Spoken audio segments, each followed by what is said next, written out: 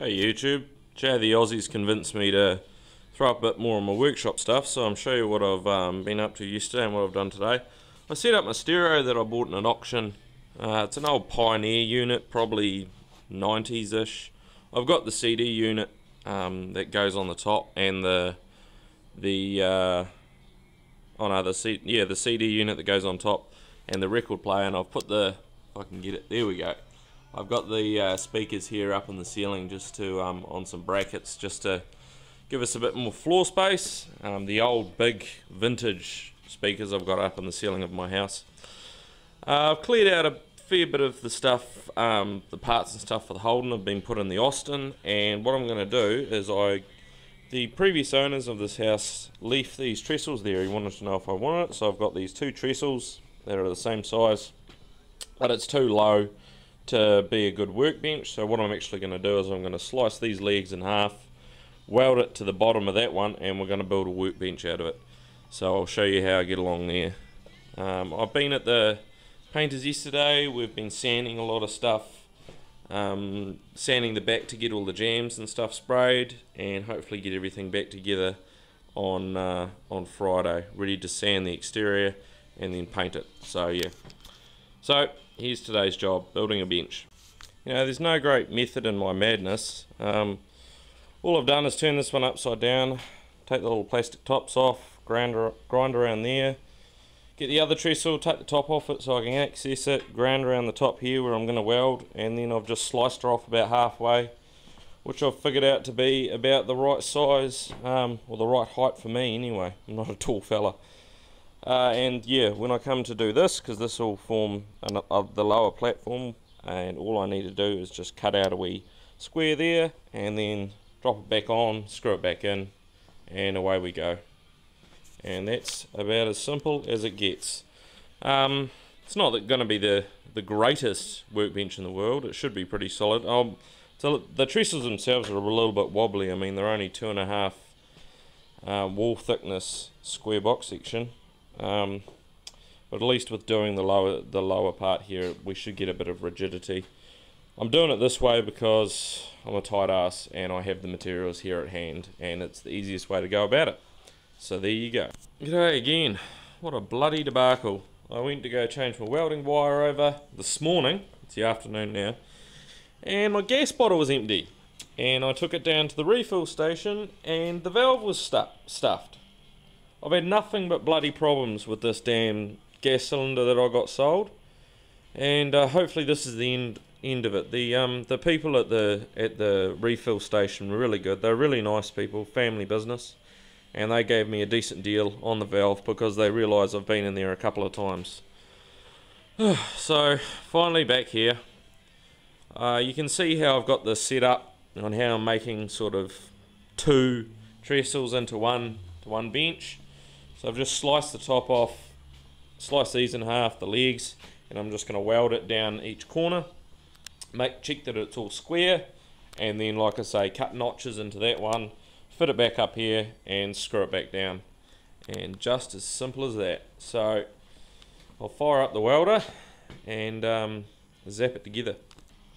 Well, this is essentially the finished product, though I may modify it a little bit. It's just a little bit too high. I once read an old home handyman book from the 50s that said that the best height for your workbench was right at your belly button. And my belly button is about 2 inches lower than what this bench is. So I think I'll take a wee bit of a slice off the bottom, and that should be it.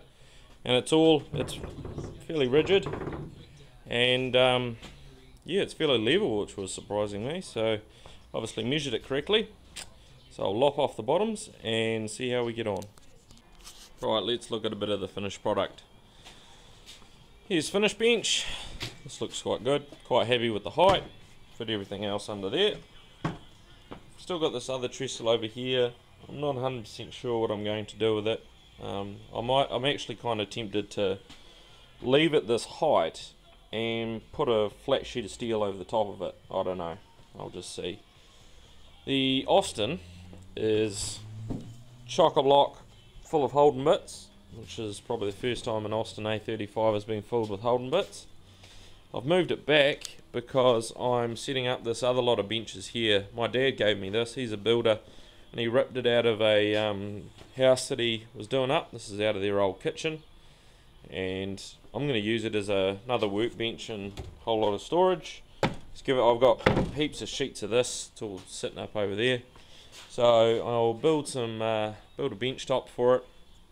The plinth that it stands on only just fits this set of drawers and this lot of cupboards, not this set of drawers as well, but I'll make up one which fits there, because he's given me his old saw bench as well, which will make life easier.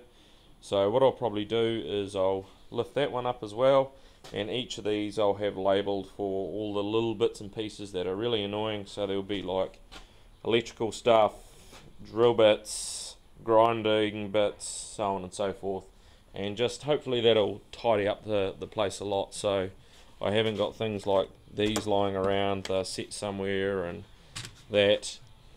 Also need to sort out what I'm doing over here, because I got this wee stand which is quite useful, but it's full of assorted stuff. So there's assorted, solvents and liquids and panel beating dollies and so on and so forth. I think what I'll do is I'll decide what that's going to be for, and then I need to build another lot of shelves in here, and this is going to be for paints. So there's house paints down there, and then I'll build another couple of shelves in here and have all my automotive paints in there, all out of the way. I've still got 3 lots of shelves there. I don't know if I'm going to keep them. I'll decide that later. But yeah, it's nice to finally get this thing, this area tidied up and actually in a workshop. Here is another bathroom unit that's actually going to go inside my house, and when that happens, this bench will be pulled forward, and I'm going to get some of those wheel dollies, and the Austin is going to be pushed over into this corner here. So we'll have Austin coming to about here, along there, and that way I've got all this area here for assorted other projects and so on and so forth. Not 100% sure where I'm going to put my air compressor, whether I chuck it underneath the bench like was in my old shed, or just have it in a wee spot. I'm kind of inclined to leave it on the wheels and just put it into the corner, and then I can move it around whenever it's needed. So there we are, guys, sorting out my workshop. I'll be back to the Holden tomorrow. It's got a bit of colour on it, looks mint, and I'll be back down to the painters to put all the hanging panels back on it, sand down the exterior, and then we take it to the spray booth. See ya.